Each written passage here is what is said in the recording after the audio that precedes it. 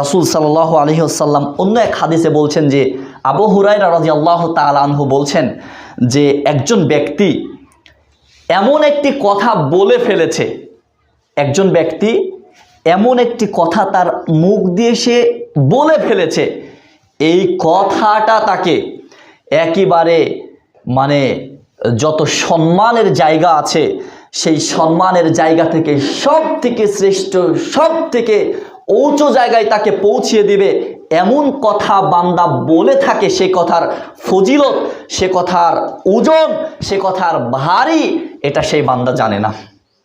সে বান্দা এটা জানে না যে সে এত বড় একটা কথা বলে ফেলেছে, যে কথা তাকে একেবারে এত উপরে পৌঁছে দিবে, সম্মানের এত উপরে পৌঁছে দিবে। এটা তার ইখতিয়ার ছিল না, তার জানার বাহিরে ছিল, তার এলেমের বাহিরে ছিল।